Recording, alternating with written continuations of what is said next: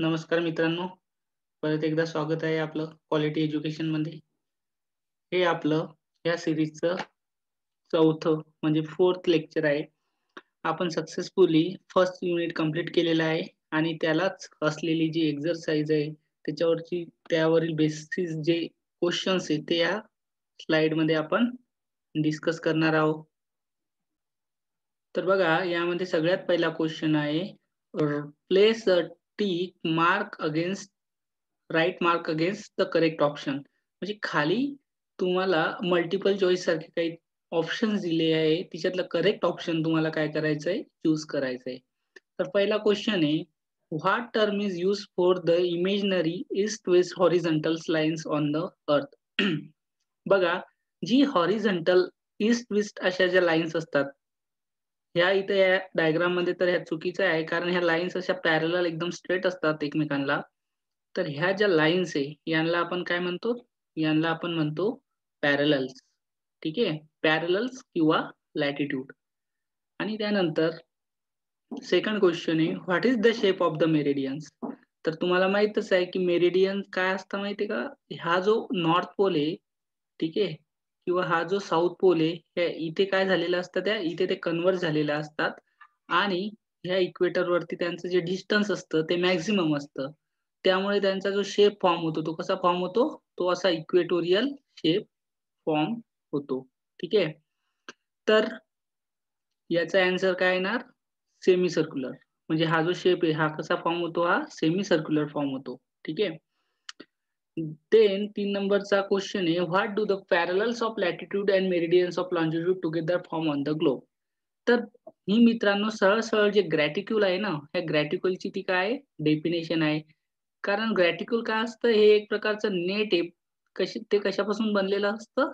ते बनलेलं असतं तुमच्या जे म्हणजे लॅटिट्यूड असतात आणि जे लॉन्जिट्यूड असतात, त्यांना तुम्ही पॅरलल्स ऑफ लॅटिट्यूड पण म्हणू शकतात किंवा मेरिडियन्स ऑफ लॉन्जिट्यूड पण म्हणू शकतात. त्या दोघांचं मिळून काय बनते? त्या दोघांचं मिळून बनते तुमचं ग्रॅटिक्यूल. नंतरचा क्वेश्चन आहे, sorry, how many parallels are there in the northern hemisphere? तर बघा मित्रांनो, जर सपोज ही तुम्ही अर्थ कन्सिडर केली तर ह्या इक्वेटरच्या वरती, ठीक आहे, त्या इक्वेटरच्या वरती टोटल 90 पॅरलल्स असतात आणि खाली सुद्धा 90 पॅरलल्स असतात आणि मधातली इक्वेटोरियल जी 0 डिग्री पॅरलल असती, अशी 90 प्लस 1 प्लस 90 अशी मिळून 181 डिग्रीच्या टोटल काय असतात? पॅरलल्स असतात. तर यावरून आपलं आन्सर भेटतं, फक्त नॉर्थर्न हेमिस्फिअर मध्ये जर इक्वेटोरियल आणि साऊथर्न हेमिस्फिअर सोडलं तर टोटल 90 पॅरलल्स असतात. नंतरचा क्वेश्चन आहे, which circles form the eastern and western hemisphere? म्हणजे असा कोणते सर्कल आहे की जे ईस्टर्न आणि वेस्टर्न हेमिस्फिअर फॉर्म करतात? तर सपोज ही जर तुमची 0 डिग्री, आता इथं तर ही व्यवस्थित नाहीये, पण सपोज ही वरची डायग्राम आहे. तर ही तुमची काय आहे? ही प्राइम मेरिडियन आहे. तर ही किती आहे? ही 0 डिग्री वाली आहे. तर एक्झॅक्टली याच्या ज्या अपोझिट म्हणजे याच्या मागच्या साइडनं जी असणार आहे ना, ती 180 डिग्री असणार आहे. तर हे काय झाले एक्झॅक्टली अपोझिट पण झाले आणि त्यांनी काय केलं, या अर्थला 2 इक्वल पार्टमध्ये डिवाइड डिवाइड केलं. आणि हा इकडचा जो झाला, तर याला आपण म्हणू ईस्टर्न हेमिस्फिअर आणि याला काय म्हणू? याला म्हणू आपण वेस्टर्न हेमिस्फिअर. तर अशामुळे ही अर्थ काय झाली? 2 हेमिस्फिअरमध्ये डिवाइड झाली. तर याचा आन्सर काय येणार मग? 0 डिग्री प्राइम मेरिडियन आणि 180 डिग्री प्राइम मेरिडियन हे असेल, जे ईस्टर्न आणि वेस्टर्न हेमिस्फिअर फॉर्म करतात. नंतर question number 6, which circles appear as a point on the globe? 2 मिनिटं आधीच सांगितलं की जे नॉर्थ आणि साऊथ पोल असतं बघा, हे इथं. इथे काय होतं रे, जेव्हा हे पॉइंट्स कन्व्हर्ज होतात, तर इथे हे काय फॉर्म करतं? एक पॉइंट फॉर्म करतं. म्हणजेच जे नॉर्थ आणि साऊथ पोल असतात, ते काय असतात? ते सर्कल वरती पॉइंट सारखे अपीअर होतात. ठीक आहे. आणि नंतरचा क्वेश्चन आहे, how many places on the earth may be located on the 45 degree parallels? Suppose ही जर तुमची 45 डिग्री जर पॅरलल असेल सपोज, तर ह्या पॅरलल वरती बघा तुम्ही, इथं एक वेगळं समजा नॉर्थ अमेरिकेतलं एखादं प्लेस असेल, इथं युरोप मधलं एखादं प्लेस असेल, इकडे एशिया मधलं एखादं प्लेस असेल, म्हणजे असे खूप मोठे प्लेसेस असे असेल, की जे नॉर्थ पॅरलल वरती येणार 45 डिग्रीच्या. म्हणजे many places on the earth may be located on 45 degree parallel. ठीक आहे. नंतर तुमचा क्वेश्चन आहे, question B. Observe a globe and examine the following statement. Is it correct or wrong? आणि जे रॉंग असेल त्यांना करेक्ट करायचे. पहिलं आहे, parallels of latitude lie parallel to the prime meridian. म्हणजे आता ही जी तुमची प्राइम मेरिडियन आहे, ठीक आहे. याला जे पॅरलल्स ऑफ लॅटिट्यूड आहे, ठीक आहे. म्हणजे हे जे हॉरिझॉन्टल लाईन्स आहे, ह्या काय म्हणणं आहे यांचा पॅरलल आहे. आहे का पॅरलल? ऑब्व्हियसली नाहीये. ह्या तर याला काय आहे? परपेंडिक्युलर आहे. म्हणजे स्टेटमेंट काय पाहिजे? हे स्टेटमेंट पाहिजे parallels of latitude lie perpendicular to the prime meridian. ठीक आहे. नंतरचा क्वेश्चन आहे, all parallels of latitude converge at the equator. बघा, परत एकदा चुकीचं स्टेटमेंट. कारण ज्या हॉरिझॉन्टल लाईन्स असतात ना, म्हणजे ज्या लॅटिट्यूड आहे, त्या काय असतात? एकमेकांना पॅरलल असतात. मग जर त्या एकमेकांना पॅरलल असेल, तर त्या इथे कन्वर्ज कसं होणार? म्हणजे मेरिडियन्स ऑफ लॅटिट्यूड असतात, आपलं लॉन्जिट्यूड असतात, ते एकमेकांना इथं ह्या नॉर्थ आणि साऊथ पोलवरती कन्वर्ज होतात. त्याच्यामुळे इथं हे स्टेटमेंट रॉंग आहे आणि करेक्ट स्टेटमेंट येणार all parallels of longitude converge at the equator. म्हणजे पॅरलल्स ऑफ लॉन्जिट्यूड किंवा मेरिडियन्स पाहिजे सरळ. ठीक आहे. नंतरचं स्टेटमेंट आहे, parallels and meridians are imaginary lines. Obviously ह्या ज्या लाईन्स अर्थवरती फॉर्म होत असतात, ही डायग्राम जरी इथं चुकीची आहे, परंतु एक आयडिया म्हणून घ्या, की ह्या ज्या लाईन्स असतात ना याच्यावरती, ह्या काय असतात? ह्या आपल्या कन्व्हिनियन्ससाठी आहे. त्या काही ऑब्व्हियसली खरोखर अर्थवरती बनलेल्या नाहीये. ठीक आहे. त्याच्यामुळे ह्या ज्या लाईन्स आहे, ह्या इमॅजिनरी लाईन्स आहे आणि त्यामुळे स्टेटमेंट काय आहे? हे करेक्ट स्टेटमेंट आहे. नंतर बघा, 8 degree 4 minute 65 second is a north meridian. ऐका रे तुम्ही, बघा बरं हिच्यामध्ये फक्त असं दिलेलं आहे 8 डिग्री 4 मिनिट 65 सेकंद. तर हिच्यावरून तुम्ही कसं काय समजून घेसाल की ते नॉर्थ आहे का साऊथ आहे? तिथं तुम्हाला लिहिलेलं पाहिजे ना, एकतर तिथं नॉर्थ आहे का साऊथ आहे का ईस्ट आहे का वेस्ट आहे? ऑब्व्हियसली तर तुम्ही फक्त याच्यावरून हे नॉर्थ मेरिडियन हे नाही समजू शकत. इथं तुम्हाला एन लिहिलेलं असतं तर तुम्ही सांगू शकले असते की हे नॉर्थ मेरिडियन आहे किंवा नॉर्थ हेमिस्फिअर मध्ये आहे. ठीक आहे. तर question number 5, meridians are parallel to each other. Meridians एकमेकांना पॅरलल असतात का रे? नाही, कारण त्या तर सेमी सर्क्युलर असतात. इक्वेटर वरती त्यांचं डिस्टन्स मॅक्सिमम असतं, तर पोल वरती त्यांचं डिस्टन्स मिनिमम असतं. म्हणजेच ते एक पॉइंट फॉर्म करतात. म्हणजे त्याच्यावरून सरळ जे मेरिडियन्स आहे ते एकमेकांना पॅरलल नसतात. तिथे काय पाहिजे? तिथे लॅटिट्यूड्स पाहिजे. Because latitudes are parallel to each other. So this kind of questions may be ask in your exam आणि हे खूप महत्त्वाचे आहे. हे तुमचं एक बेसिक फॉर्म करतात. त्याच्यामुळे याला जर तुम्हाला नसेल कळालं तर तुम्ही काही लेक्चर्स परत रिपीट करून ते बघा. त्याच्यामध्ये आपण हे सगळं डिस्कस केलेलं आहे. नंतर अजून एक इंटरेस्टिंग क्वेश्चन आहे की find the correct graticule out of the following and put a correct mark against it. तर बघा, आता ही जी ग्रॅटिक्यूल आहे, ग्रॅटिक्यूल म्हणजे काय? It is the net of parallel of latitude and meridians of longitude together form on the globe.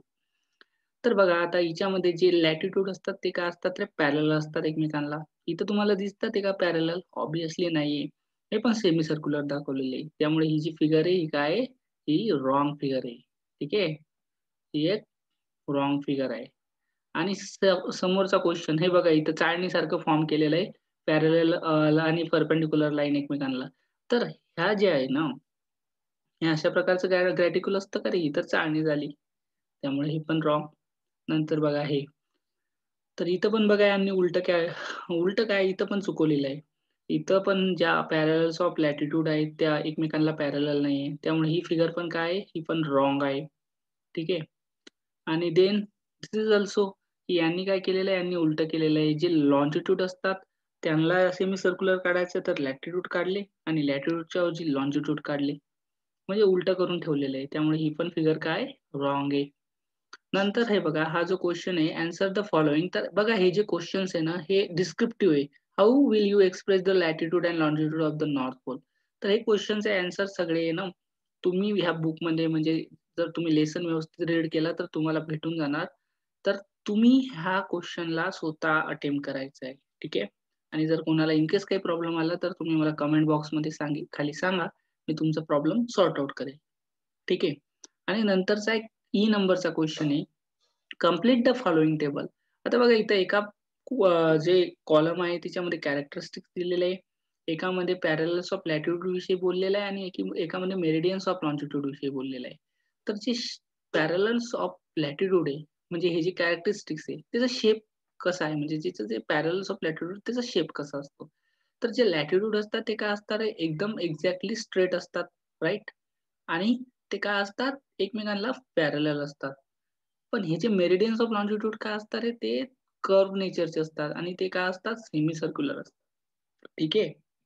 आणि साईजची जर गोष्ट केली तर हे जे लॅटिट्यूड आहे तर यांची साईज काय असतात एक म्हणजे प्रत्येकाची साईज ही वेगवेगळी असते. कारण ग्लोबवरती सपोज ते इक्वेटोरियल जी लॅटिट्यूड असणार आहे, ती सगळ्यात मोठं असणार आहे. नंतरचं त्यापेक्षा थोडं छोटं असणार आहे. असं ते छोटं-छोटं होत जाणार आहे.